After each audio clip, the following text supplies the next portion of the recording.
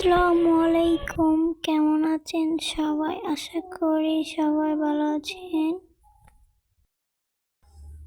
আপনাদের কাছে একটা কথা শেয়ার করি, আপনাদের যাদের বড় যা আছে তারা কেমন আপনার সাথে কেমন আচরণ করে। আমার যা তো একদম বাজে, আমার কোনো কিছুই তার সহ্য হয় না, এমনকি কোনো কিছু দেখতেও পারে না।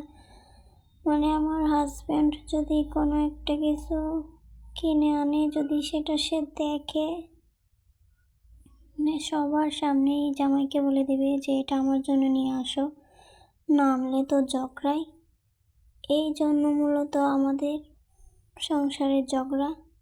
তো আপনাদের বড় যা আপনাদের সাথে কেমন করে জানি না, আমার বড় যা আমার সাথে এমন করে সবসময়।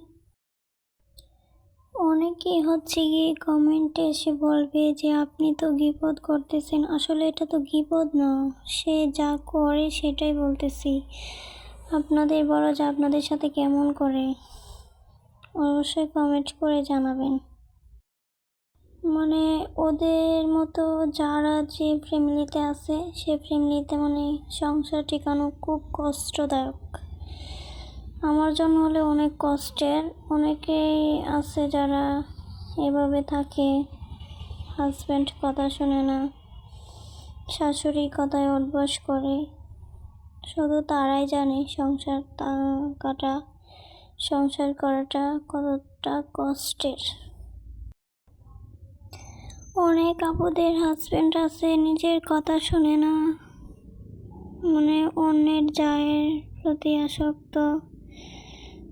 একমাত্র তারাই বুঝবে আসলে এইসব ফ্যামিলিতে থাকাটা কতটা কষ্টের। আমার যে মেজো যা বড় যা আসলে কেউ আমাকে দেখতে পারে না। আমি কেন এত সুন্দর, এত দেখতে সুন্দর, তাদের মতো না। মানুষ কেন আমার প্রশংসা করবে, শাশুড়ি কেন আমার প্রশংসা করবে, বাসুররা এবং কি আশেপাশে মানুষ কেন আমাকে প্রশংসা করবে, হাজব্যান্ড কেন এত প্রশংসা করবে। আসলে তারা সেটা কখনোই মেনে নিতে রাজি না। মূলত আমাদের ঝগড়া এবং কি ডিভোর্সের পর্যন্ত সেটা চলে যায়। এমন পরিস্থিতি থাকাটা অনেক কষ্টের। অনেক আপু আছে যাদের জায়ের জন্য অনেকের ডিভোর্স হয়। হাজব্যান্ড কথা শোনে না, যা বলে তাই করে। এই কারণে হয়তো আমার ভিডিওটি অনেক আপুরাই দেখবে। যারা এমন সমস্যায় ফেস করছেন, তারা আসলে কীভাবে সময় কাটাইছেন শ্বশুরবাড়িতে অবশ্যই জানাবেন।